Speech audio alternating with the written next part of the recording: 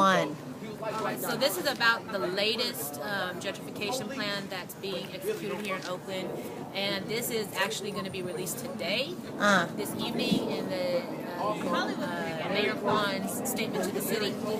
Basically, you know, when Governor Brown was the mayor, became the mayor of Oakland, he didn't even live in Oakland. He just showed up as mayor and won, and then had a little like warehouse space in Jack London Square, and then moved out of Oakland when he stopped being mayor. So. But when that's back information. But when he first came here, he created a 10K plan, and his idea was to bring 10,000 new middle-class residents into Oakland, and he succeeded in doing that. Every mayor after him has followed through on that plan to get it where it is today. And so that 10K plan is done and over with. They've reached their goal of 10,000 new financially affluent residents. And now what Mayor Kwan is going to be releasing tonight is it's called 10K2. TWO.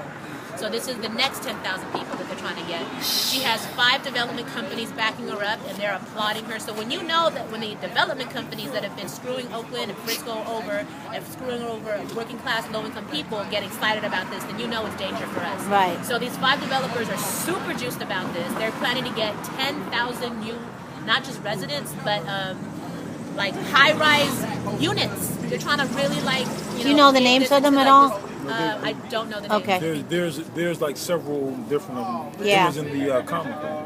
Because of course Blackwell's ahead, but keep going.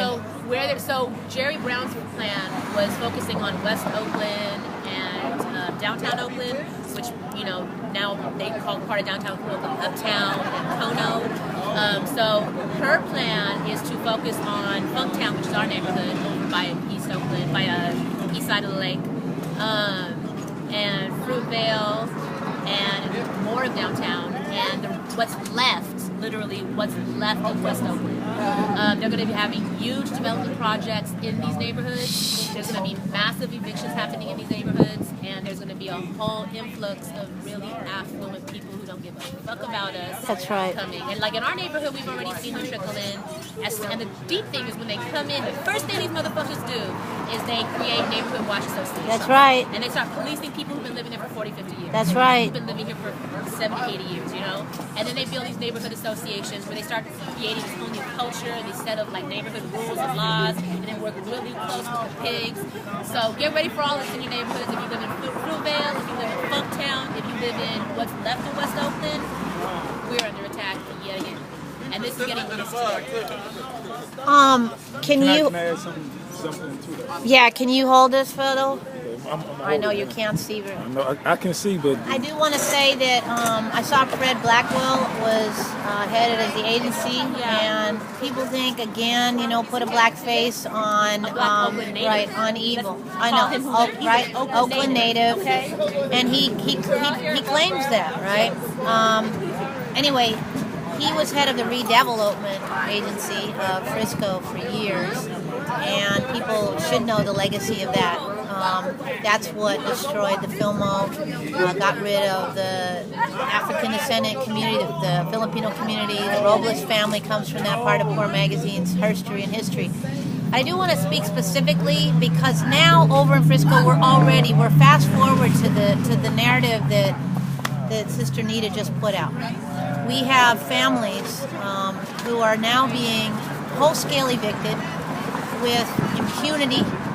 Elders being put on the street. That's why Poor Magazine filed the elder abuse charges against these developers. But even crazier than that, now they don't have any more private units, so they've turned their sights on public housing. And they, under the RAD program, every single unit of public housing across these United Snakes of America KKK has been officially sold to a combination, a smarmy, snaky snake pit of private developers and non-profiteer developers who have already made it very clear that their goal is to make sure that there was mixed income units and that nobody making under $30,000 a year has any business moving into any of these buildings. So the gauntlet is down in LA, Ashe, me and Jonathan's old town.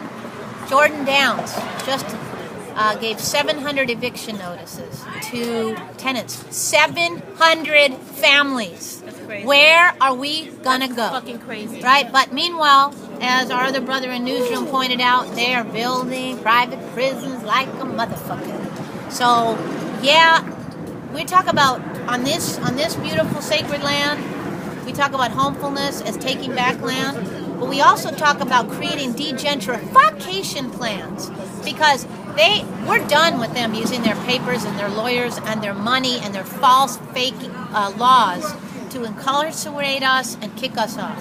And we're trying to create a template for proactive movement, not defensive, because we've been doing defensive for too long. Proactive. And we're sharing that with all of our families watching this. All poor people-led movements, all displaced peoples out there. We have a 10-point plan for de-gentrification from the man. And I ain't even playing. Meanwhile, we have to fight for every single crumb that we still have. And that's what we're doing also, thanks to Revolutionary Legal Advocacy Project and POOR and all the other revolutionaries who are fighting. And there you go. So let me turn around, and I want to get Lisa.